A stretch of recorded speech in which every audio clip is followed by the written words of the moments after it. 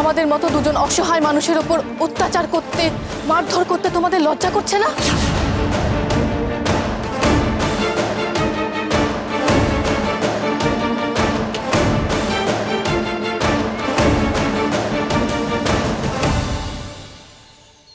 তবে মারো, মারো আমাদের, এখানেই মেরে ফেলো।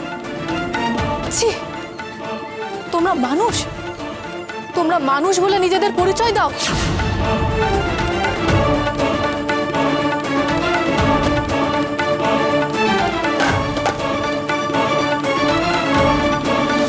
শোনো, তোমরা এই মার মেয়েকে এই গায়ে ঢুকতে দেবে না।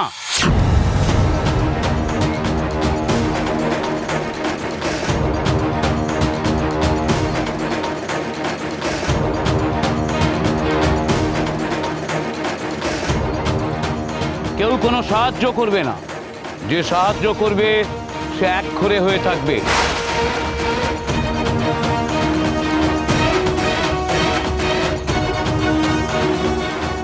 এ আমার বিধান।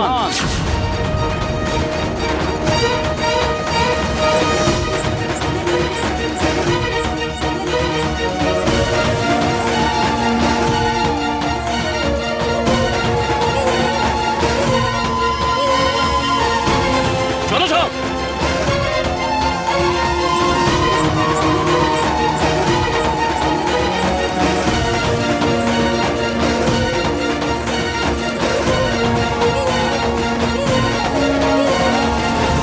কি হয়েছে মা? চলে এলি কেন? বল আমাকে, তোর একই দশা হয়েছে? কি করে হলো মা? তুই এখানে চলে এলি কেন? বল মা। কি রে পিপি? পিপি কি হলো? পিপি, পিপি, পিপি কথা বল পিপি।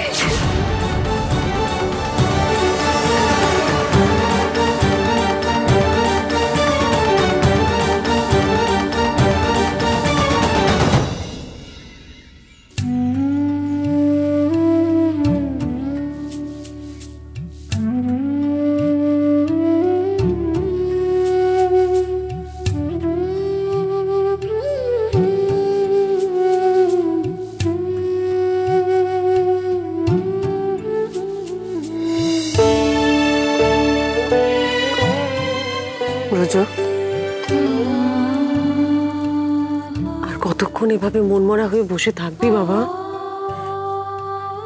একটু কিছু মুখে দে না।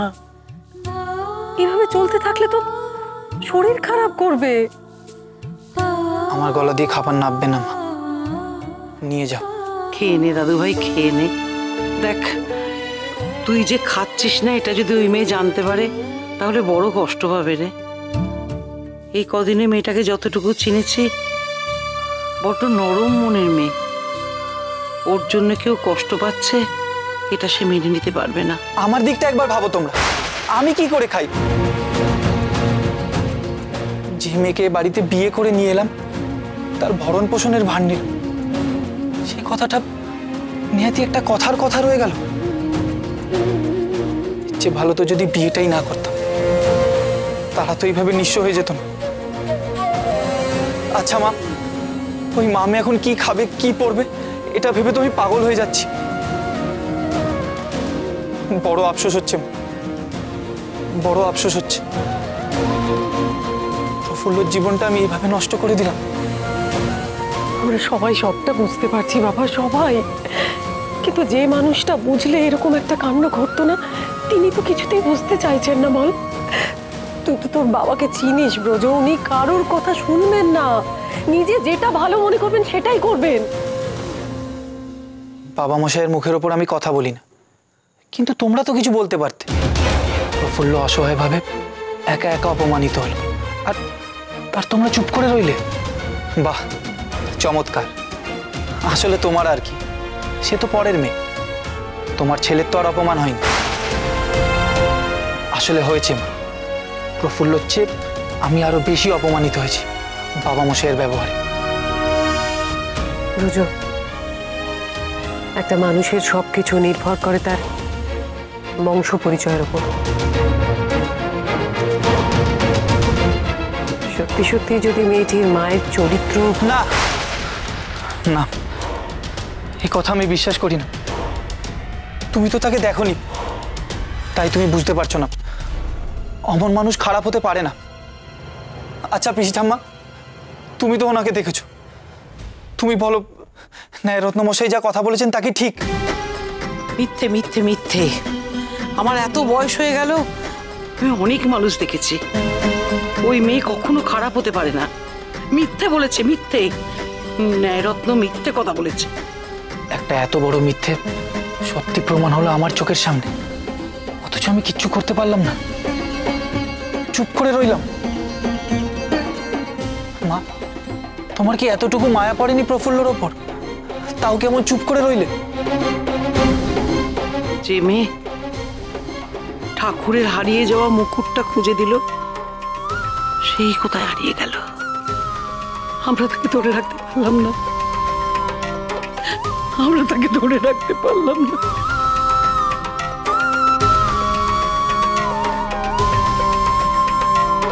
তোমরা শুনে রাখো,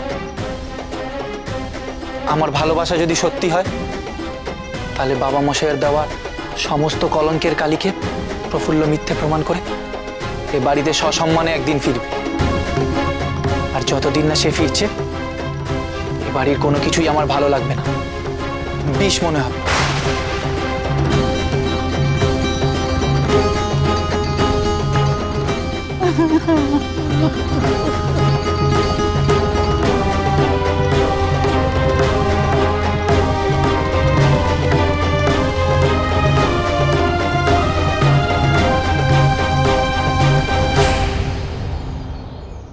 এসব কি করে হলো?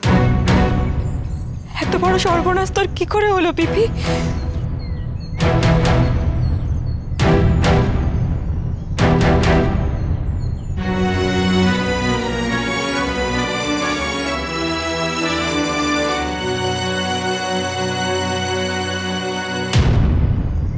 তুমি একটু শান্ত হয়ে বসো মা।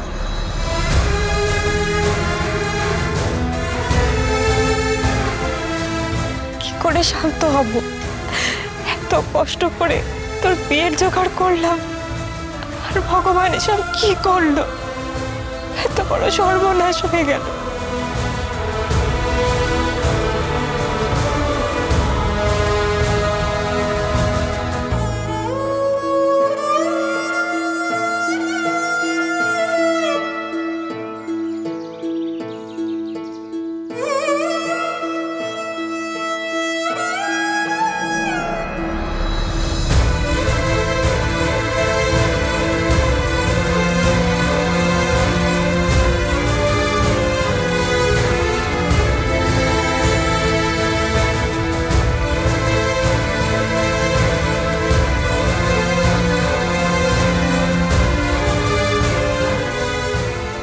জন্মোজ তাকিয়ে দেখ, অন্ধকার কেটে দিনের আলো ফুটতে চলেছে। আর দিনের আলো ফুটলেই তোর জীবনটাই বদলে যাবে।